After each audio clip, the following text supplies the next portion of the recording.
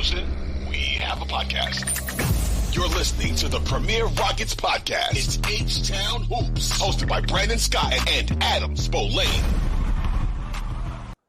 That's right, Brandon Scott here with Adam Spolane, Austin Mendez handling this thing for us behind the scenes. It's the H-Town Hoops podcast. And Spo, man, the James Harden trade appears to be the gift that keeps on giving. By my account right now, they've got Tari Eason out of that deal, and now the number 3 overall pick, and who knows what else they get from those Brooklyn picks. It seems to be working out fairly well for the Rockets so far, don't you think? Yeah, and they've actually gotten a little bit more than those two guys just because of some of the ancillary parts of the trade. But yeah, these are the two big ones, and they're still in the early stages of this thing because they control Brooklyn's draft really in 2025, 2026, and 2027. And as we've seen, the Nets appear to be in a pretty rough position. So just for an example, next year it's a pick swap between the Rockets and Nets, but it's also a pick swap between the Rockets and Oklahoma City. And so what will happen is that the Rockets will swap picks with Oklahoma City. It's Oklahoma City's decision, obviously, from the Chris Paul, Russell Westbrook trade. So let's say Oklahoma City finishes with the 30th pick in the draft next year, and the Rockets finish with the 15th pick in the draft. The Rockets and Thunder would swap picks, so the Rockets would go to 30, OKC would move up to 15, but then the Rockets can swap picks with Brooklyn. And let's say Brooklyn happens to finish with the NBA's worst record, and they wind up with the number 1 pick. Well, the Rockets just swap 30 for 1, and that's what the Rockets are looking at. So not only does that, it's great for the Rockets, but it could really hamper Brooklyn's ability to improve quickly. Just the fact that they included Oklahoma City into that pick swap for next year. So the Nets will, in essence, be hoping for the Rockets to be bad because the Rockets pick swap with Oklahoma City is only top 10 protected. So in a sense, it's one of those things where the Rockets could finish with the 10th pick in the draft. They would much rather go to 11 so that Oklahoma City could just wind up, with the 10th pick probably, or the 11th pick, and then that screws over Brooklyn, which helps the Rockets in 2026 and 2027. That's kind of a long-winded way of saying the Nets are in a really bad position. Yeah, I was going to ask you, and we'll get to the number 3 overall pick in just a second and what it means for the Rockets, what their options are and all of that. But since we're on this, man, I'm not trying to go worst trade in history or anything like that, but it's this was the way I reflect on it is man, how close were they, or just in terms of logic, how close were they to making a Ben Simmons deal? I'm not saying, I don't know how interested they were in actually acquiring Ben Simmons, but you remember at that time, it wouldn't have been that crazy. Now, obviously you fast forward to now and that would be horrible, but I just think about where we were then, what somewhat made sense at that time. I wasn't a Ben Simmons guy at that point, but I certainly would have understood if they had done a James Harden trade centered around a player like that, or if there, or if that had been the return that the Rockets got, wanting to get what was perceived at the time to be a franchise player or a franchise cornerstone. It's just wild how things can turn out for a team. Yeah, I thought they made the right decision by passing on Simmons just because I never thought that Ben Simmons is the type of guy that you want to build your team around. That being said, I still didn't love the trade just because you're trading James Harden and all you're getting back is a bunch of lottery tickets. Fortunately for the Rockets, at least a couple of those lottery tickets have worked out the right way. And they've also done a really nice job of building up the rest of the roster. And that was the thing that Rafael Stone said going back about 3 years ago after that Jalen Green, Alperen Şengün draft, was that we don't want the Brooklyn picks. We don't want to have the Brooklyn picks to be good. We want to use the Brooklyn picks to supplement what we hope is going to wind up being a very good roster. And right now it's starting to shape up that way, where this is a team that won 41 games in a really good Western Conference. And now all of a sudden it's going to wind up with the 3rd pick in the draft. And it's sitting in a position where it could be in great shape to do something in the draft the next 3 years just from the Nets. And you look at, this is obviously a bad trade for the Nets. It's not even the worst trade that Brooklyn has made this century, because obviously that would be the trade that they made with Boston. And you look at how that trade worked out for the Celtics. The Celtics were already good when Jaylen Brown and Jason Tatum got there. Like those were two of the picks that they used from that trade. That was already a playoff team. Then you add Jaylen Brown, then you add Jason Tatum, and then they use the last pick to get Kyrie Irving. So that's what the Rockets are that's what the Rockets are hoping for right now. And they're on a pretty good road to get that done. All right. So since we're here, since the Rockets now have the number 3 overall pick, let's just ask the question and answer it. The one that everybody, I'm sure all of the Rockets fans that pay attention to this podcast are here for. This is what they come to us for, Spo. Now that they have the number 3 overall pick, what should they do with it? Should they trade it? Should they make a pick? And if so, who you think they should trade for? Who you think they should, like, what direction do you think they should be leaning in? Then what direction do you think they might be leaning in? Yeah, this is going to be a cop-out answer, but you do whatever you think is best for the team. And I don't know what that is right now. I think this time last year, we all just assumed that they were going to trade the 4th pick. I think we all thought that was the direction that they were going to go in. I think we all thought that was the direction that they should have gone in. However, if no trade materializes, then you got to use the pick. You can't just trade the pick for 50 cents on the dollar. You've got to utilize the pick. Now, I like the idea for them. If they want to use the pick, use the pick. I don't think there's necessarily an all-star in this draft at 3, as opposed to, I think that you look at the last 3 draft, you thought whoever you were getting at 3 or whoever you would have gotten at 3 was probably going to wind up being a potential all-star. This draft might not have that, but it still has really good players, and it has guys that will help you win games for a long time. So there's that. But I do know the Rockets sit here right now, of their top 12 guys in minutes played last year, 11 are under contract for next season. So I think that they seem to be, and Rafael Stone said this going back at the end of the season, like if we don't feel like we have to make a move, we can stand pat with what we have and build and hope that the guys that we have drafted the past 3 years continue to improve, and we can do things that way. So that's one option, and obviously they could trade back from 3. They could trade back and trade out from 3. So there's a lot of different options that they have. It's been a while since a team has traded out of the top 4. The last time a team traded out of the top 4 was in 2019, and that was so the Lakers could go get Anthony Davis. I don't think there's an Anthony Davis in this draft. You look at the last time a top 3 pick was traded, it was 2018 when Atlanta and Dallas swapped places, so Dallas could go draft Luka Doncic. The year before, you had 1 and 3 swap, so Boston could trade back to get Jason Tatum.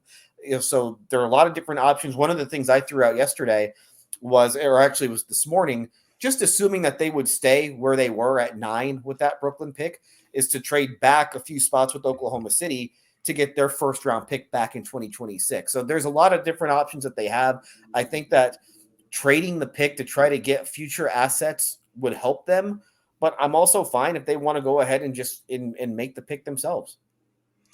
Yeah, I think it's way too easy to be like trade the pick or to even say, hey, there's nobody out there. Like it's way too easy. I don't think what your answer was a cop out, because I think it's way too easy to just take a side or to say, hey, this is what they should do with the pick.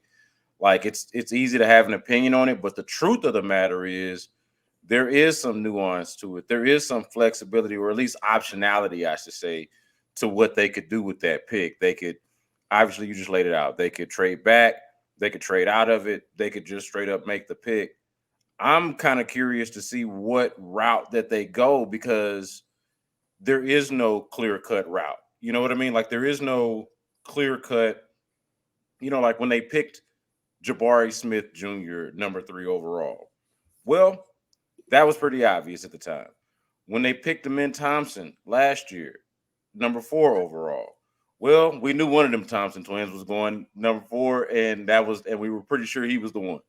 So, like, there were some very clear and obvious moves to make whenever they picked the last couple of times, and I'm just not sure that that's the case here. I'm sure that it's not the case here. That there's a number of different guys, a number of different players that they could go with, or a number of different options that they could go with. What do you think about the try to package it to go get a star. Maybe package the number 3 overall pick and one of your expensive players, whether it be more than likely like a Dylan Brooks or something like that, to go get a second, maybe not a superstar, but an all-star, borderline all-star, like the name that I'll throw out there that just comes to mind for me, Adam, just so I'm just not like throwing out, nonsense, like a Brandon Ingram. You know what I mean? Like somebody of that ilk who's, clearly above average, but not necessarily a superstar, but could absolutely impact winning for you more so right away than a number 3 overall pick could. I would have no interest in Brandon Ingram. I just don't know if he impacts winning the way that you want. You just saw it in a playoff series where he was pretty much invisible. He's had trouble staying on the floor. And then there's the other added part that you have to pay him. And like, is that the type of guy that you want to devote that much of your salary cap to? So it's hard. And I think that teams are starting to figure this out, especially as the penalties for being in the luxury tax really start to increase. You don't want to be tying up your cap necessarily to guys that aren't worthy of tying up your cap to. I think that Phoenix is about to learn that lesson the hard way, where they make this trade for Bradley Beal and it looks great on the surface, but then you realize that you're paying $150 million to 3 guys and you did not win a playoff game this year. And it's really hard to improve your roster otherwise. And you're just in luxury tax hell. Like, that's the sort of stuff that you want to avoid. And that's why I would be very wary of going out there and making some sort of the consolidation trade, because it doesn't always work. So you have to make sure that if you're going to do that type of a trade, you have to get the right guy. And I just don't know if that type of guy is going to be out there. Now it's still, it's May 12th. So that guy could wind up appearing at some point over the course of this summer. But right now, I don't see that happening. And then, like, do you want to give up on one of your young guys in order to make something like that happen? Because I don't know if you're New Orleans, I don't know if I would, if the third pick and Dylan Brooks would even be enough to make me get off of Brandon Ingram. And so if that's the case, then the Rockets are having to dip into their pool of young players. And I don't think they would want to do that because, A, those guys are still cheap. And even once they're off their rookie contracts, the rookie extensions aren't nearly as expensive as, say, a Brandon Ingram contract would be. So for me, if I'm the Rockets, I would be very, very picky about the veteran I'm bringing in if that's the direction that I want to go. Yeah, I don't know if that veteran is out there either. I'm just curious about the conflict, I guess, that I'm having here is trying to reconcile the youth that's already on the roster, which is a good thing. I'm not trying to knock that, but how young the roster is, or at least how young the core is, versus, say, Ime Udoka's desire to compete and actually like go to the playoffs next year. To me, I wonder what is the mentality, what is the outlook on how much that third overall pick can help you not just get into the play-in, but actually be one of these teams that can maybe go to the semifinals, right? Versus, maybe a veteran that could help you do that. Like, I don't know what the balance is there between, and it's kind of a crappy place to be in a year where you get the number 3 overall pick and you're not sure if there's a guy worth drafting number 3 overall, even though somebody's got to go 3rd overall, and you're not sure if there is a star worth trading for in light of a situation like that. So it's kind of, I don't want to like crap on the entire situation. I did on Twitter a little bit earlier in the day, but I don't want to seem like it's not a good thing, because it's a great thing, to have the number 3 overall pick, to have the flexibility, optionality of what to do with the pick. But I don't feel like this will be I believe a true test in, decision making, and I don't know if scouting is the right word, but just a true test in like direction and decision making with the front office and where exactly to go with this pick, because there is no clear and obvious answer. Yeah, and I don't know what the answer is. I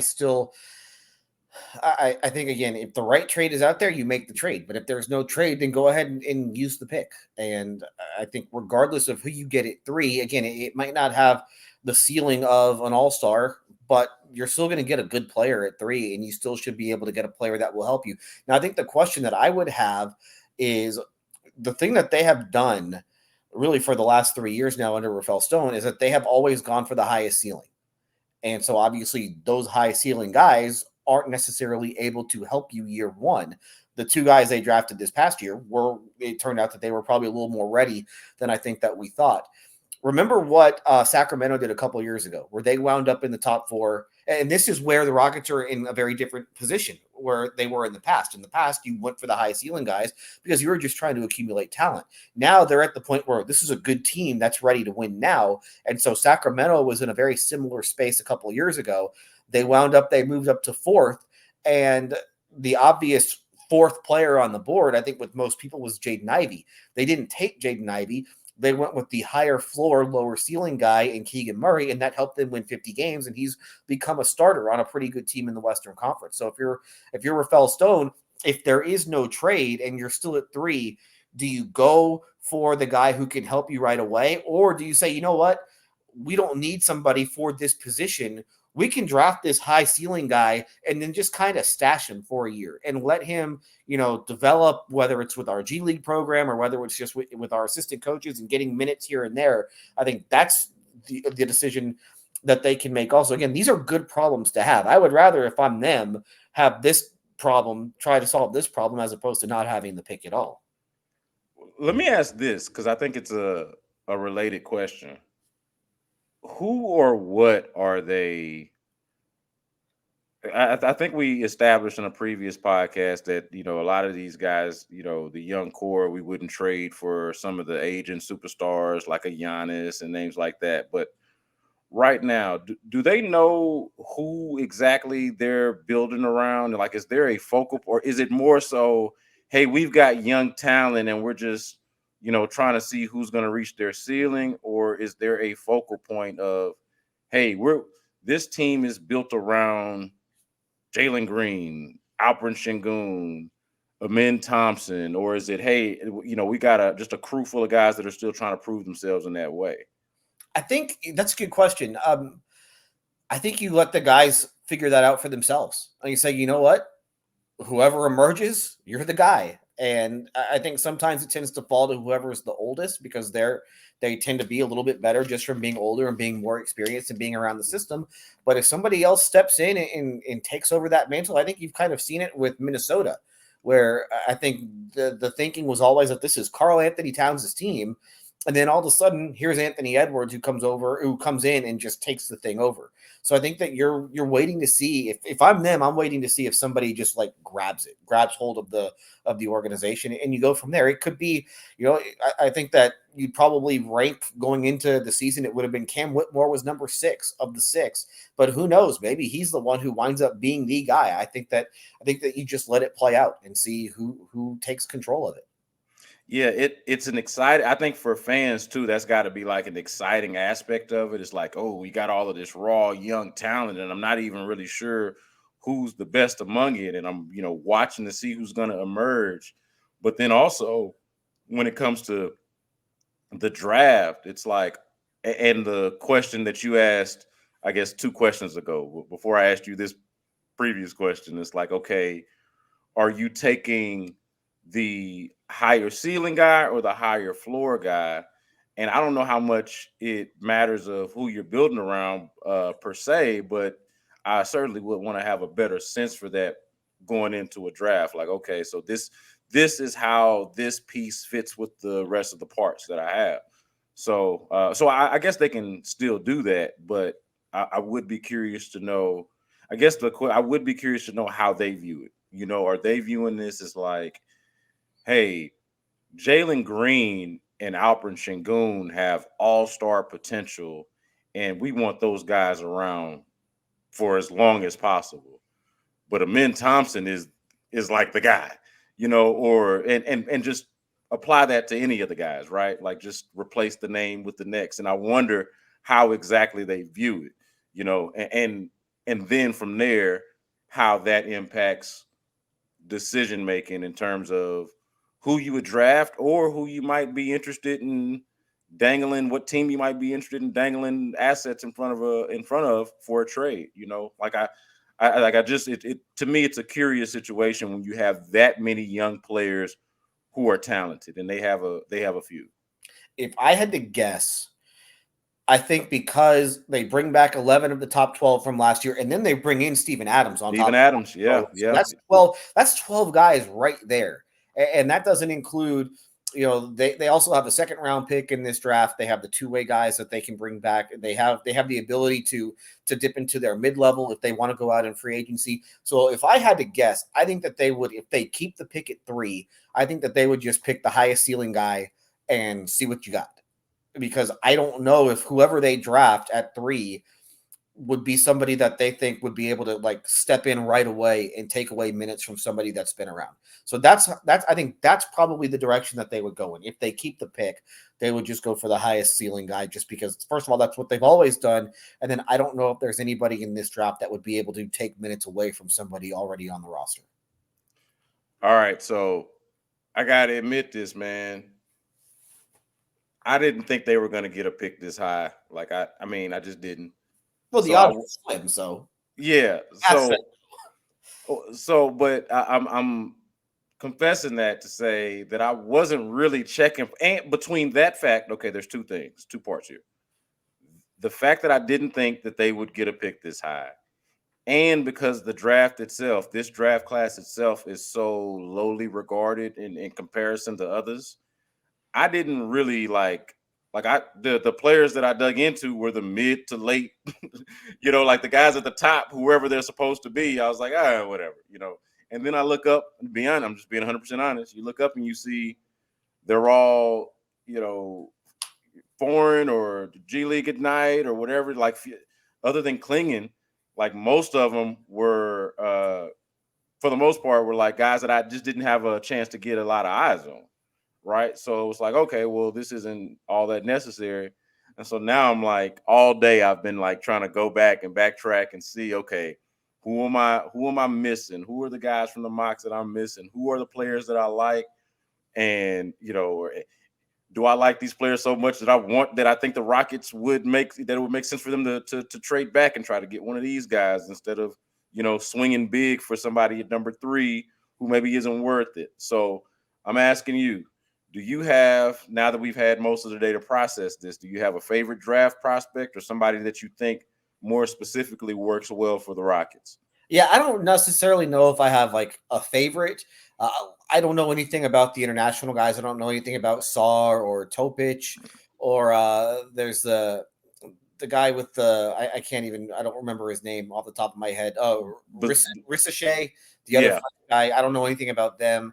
I know of Modest Buzelis, just because I think that going into the season, he was projected to be the number 1 overall pick, and then he didn't have a very good year at the G League Ignite, which is kind of a conversation that we've had in the past where the G League Ignite probably doesn't do a whole lot of good. And Ron Holland was the same way. I think like those two guys were 1-2 on a lot of boards coming into the year, and then G League Ignite is just not a great way to develop players. And I think that's why one of the reasons why G League Ignite is going away, plus NIL money has kind of taken away some of the luster off that. So I don't know much about those 5 guys. The college guys, I've seen quite a bit of. Stephon Castle from UConn is a really interesting prospect, just a versatile defender who could probably step in right away and be able to defend at an NBA level. Offensively, I don't know. The shooting is an issue. You saw it in the NCAA tournament where that UConn offense was so good. The one thing that teams tried to do, and it didn't work a lot of the times, but they would just sag off of Castle and make him beat them from 3. He did it a couple times. So he's a really interesting prospect. Again, a really young guy. Then you have the 2 Kentucky guys who came off the bench most of the time for Kentucky. But Rob Dillingham is just an electric scorer. I think that his role in the league is more of like a coming off the bench, like a 6th man type role where he could just take over games doing that. But he's not, again, he's 6'1", so doesn't have great size, which again, that's a big red flag for me.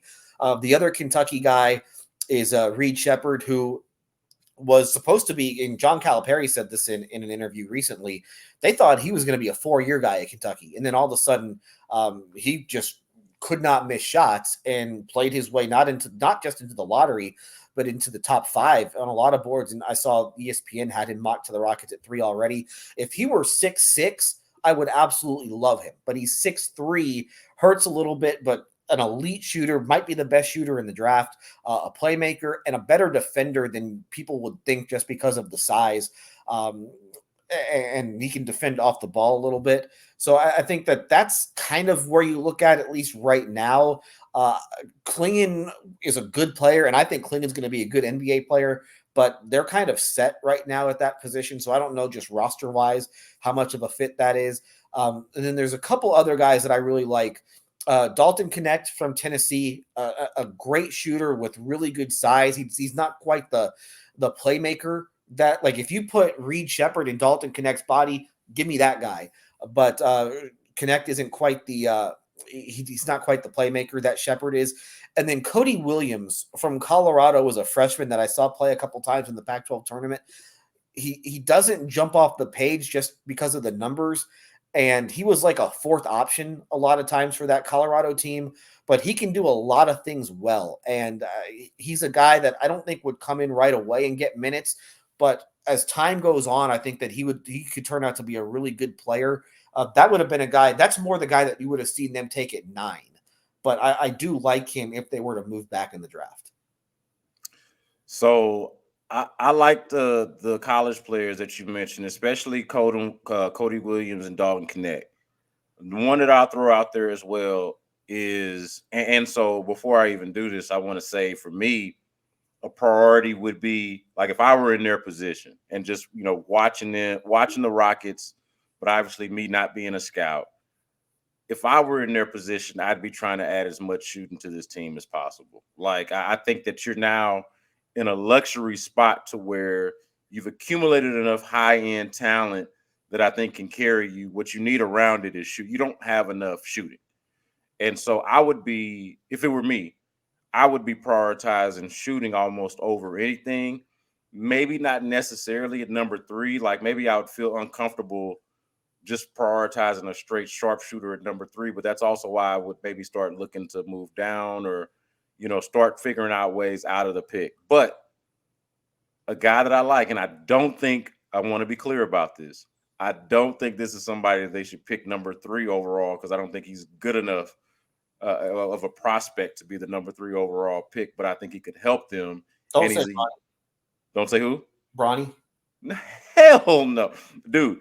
But if I tell you what, if they give Bronny, man, it's gonna be people coming out of the woodworks, man. It's gonna be people coming out of the woodworks, all kind of folks around there, all kind of unwarranted coverage. It's gonna be crowded in our spaces where we're trying to cover the game. It's gonna be ridiculous. So absolutely not. No, a freshman, I think he was a freshman. Pretty sure he was a freshman who actually played well, is Jacoby Walter from Baylor. I think he's a good shooter, man, from what I saw. I want to say I probably saw him about 6 or 7 Baylor games of him in it. And I would say that's before the tournament, so probably more than that. And I thought he was a really good shooter, really skilled for a young player. Pretty sure he was I'm going off the top of my head. Pretty sure he's a freshman. Yeah, so young player.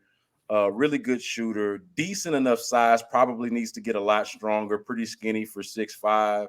But that's the story of the guys that they get in that are one and done. They got 2 of those already. I know Jalen Green didn't go to college, but essentially 1 year removed from high school type of guys. That's what they end up getting. He's going to have to develop his body. But I'm looking at Walter, looking at you didn't pronounce. I don't know if either one of us is going to pronounce his name correctly. But the kid from France, Zachary Ricochet, I apologize. Ricochet. Those are 2 shooters that I think could help the Rockets right away. It's one of their obvious areas of need for improvement. Incredible improvement that they already made on the defensive side last year, or coming from the previous year into last season. I think the next thing that they need to do is add some shooting to this team. And this, to me, is kind of like a luxury pick where you should be able to do that. Now, do you want to just get a straight spot-up shooter? number 3 overall. Maybe a little uncomfortable with that, but that's what I see being most beneficial to them. Something that I feel like they need to get out of this draft. Yeah, I think shooting, obviously, you're right about that. I agree with you. You can never have too much of it. And they were a poor 3-point shooting team for a good portion of the season. They've been a poor 3-point shooting team now for a while. There's that. But I think as you've seen in this postseason, size is so important. And that's why I'm very wary of the little people. I am very wary of Rob Dillingham being 6'1". Reed Shepherd plays a little bit bigger than 6'3" and 6'3". There's a big difference between 6'1" and 6'3", and I'll be interested to see what Shepherd winds up measuring out at the combine this week. But yeah, size and shooting that's why somebody like Buzelis, who didn't shoot it well in the G League this year, I think he was at 27% from 3, which obviously isn't good. But I think that when he was in high school, he had some better shooting numbers in high school, and he's big and he's a playmaker. So that's somebody that I think that I would maybe look at, and I think that's somebody who could wind up being there at 3. But it's such a strange draft because you could probably take 10 teams and they would have a different number 1 on the board. Like you could have 10 teams and 10 number 1s on 10 different boards, and that would not shock me at all with this draft. But that's why I'm struggling here from like an excitement standpoint. Like, look, if you're the Rockets, you should be ecstatic. The higher the pick, the better. The more leverage, whether you want to pick the player or want to move it, whatever it is, like it's a better position to be in. But I'm just like, as an observer, I'm like, you know what? They would get the 3rd overall pick in a year where I'd be absolutely fine with them drafting, I don't know, Keyshawn George from Miami and like with like pick number 20, or you know what I mean, or Johnny Furphy with pick number 25. From Kent. Like I would be perfectly fine with that for it. The comparison of from player to player. Like I think that's the ceiling of most of the players, or roundabout ceiling, floor ceiling, however you want to look at it. It's like, yeah, there are some players that are going to come in here into the NBA and contribute and be NBA players for a long time. But it seems like you can get one of those later in the round just as quickly as you can get one number 3. It just obviously number 3 just puts you in a better position to move, to make moves, and to make decisions, I should say. Well, and it also, if you fall in love with 3 guys in this draft, you're guaranteed to get one of them. So like that's the other aspect of it, is that, hey, here's this guy who we absolutely love. He probably wouldn't be there at 9. If you fall in love with Buzelis isn't going to be there at 9. But you know what? He could very well be there at 3. And so I think that's what you kind of have to look at, just if you're them, that all of a sudden that now, what was for you a 9-person draft now all of a sudden becomes a 3-person draft. And it just gives you, you can kind of like shorten the net a little bit, I guess is the best way to put it. And, I do think the one thing that we have seen with them is that they'll fall in love with the guy during a workout. They fell in love with Jalen Green during his workout. They fell in love with Amin Thompson during his. And, it's nice when that guy, when you don't have to worry about a bunch of teams like jumping you and taking him. They had that with Paolo Banchero, where they just assumed that he was going to be there at 3. Had they had the number 1 pick, they could have gotten him if that's who they thought that they wanted to take in that spot, or they could have taken Chet Holmgren. It gives you. You have more control at 3 than you do at 9. That's why I think it's a good thing for them, and that's why I think obviously they are very happy over there right now. You know who I feel like is an unquestioned, I shouldn't say who because that's misleading, but you know what I feel like is an unquestioned winner in this process, in this lottery?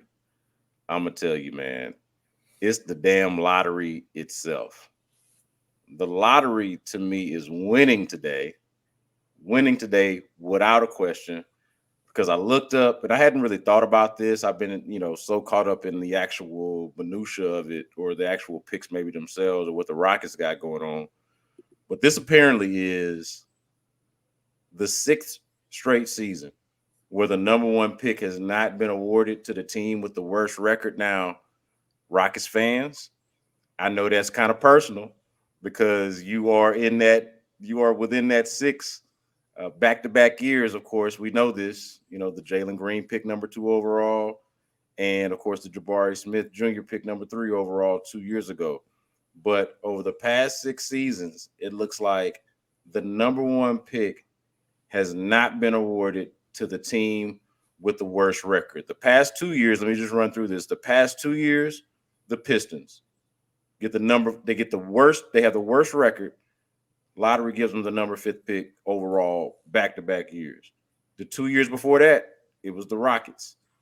And I just explained that, number 2 pick, number 3 pick. Year before that, number 2 pick. I want to say that was the James Wiseman year, if I'm not mistaken. But want to say, I'm pretty sure it was. Then the year before that was the New York Knicks, who got the number 3 overall pick. So feel like big winner here, the lottery itself. I saw somebody say, or some people debating whether the lottery, whether they should get rid of it because it's not working. I'm like, seems like that's exactly what they're trying to do. They're trying to de-incentivize poor performance and to make sure that obviously there's no guarantee that poor performance is rewarded. Well, you could lose all 82 games and you don't have better than a 50-50 shot essentially at a top 4 pick. So that's why, they obviously have flattened the lottery odds over the last however many years to try and tell people, hey man, this tanking thing isn't quite worth it. And it's not going to work out as successfully as maybe you want it to. And the Rockets have been incredibly lucky when it comes to the lottery because, again, in 21, they had a 52% chance of staying in the top 4. That hit. 52% chance in 22. That hit. 52% chance in 23. That hit. And then they were, 20% going into this year of getting a top 4 pick, and that hit. So at some point, the lottery luck for them is going to run out. But again, that's the whole point, is that you could lose every single game. And not only are your chances of landing the number one pick slim, your chances of landing a top 4 pick, it's a coin toss. And so that's why they have this set up the way that they do, is to try and de-incentivize it as much as they can. Because first of all, it's terrible for the league. It's terrible for the league when you have teams losing 65 games every year and not trying. I understand that sometimes you have to do that, but it's not always going to work out the way that you want. And the Detroit Pistons are probably number 1 on that list, where they not only can they not get the number 1 pick, they can't even stay in the top 4. Well, and I mean, the elephant in the room, or kind of the awkward part about it with the NBA that you got to acknowledge, is I don't think there's a league that probably is, this might be overstated on my part, but of the major ones, it's probably the most lacking public trust. Like, I think it's the one that can least afford to lean into tanking the way that the other sports do, and it's had the lottery for a while, but obviously the odds have been flattened out over the last 4 or 5, 6 years, however long it's been. So, like to me, when you talk about it being bad for the league, it certainly is, because the league is already, I think, in some ways deserved, in some ways undeserved, but regardless, still fighting, I think, credibility issues that I'm sure they would rather not have to deal with.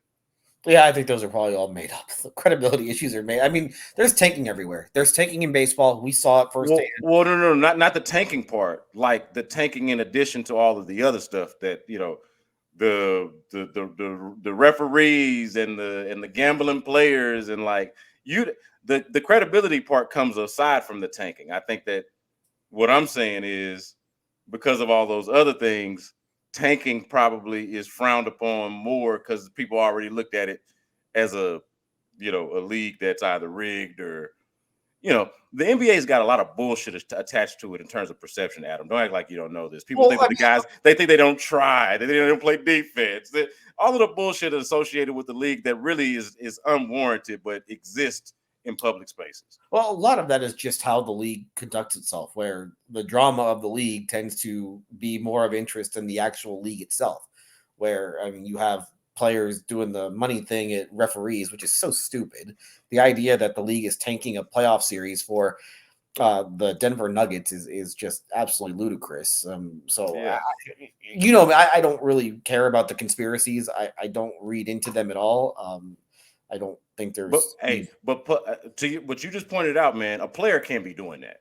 No, it's a horrible look, and that's why these guys get fined for it. Yeah, 100%. Real quick before you get out of here, man, what is your favorite semifinal series so far, and why is it Timberwolves Nuggets?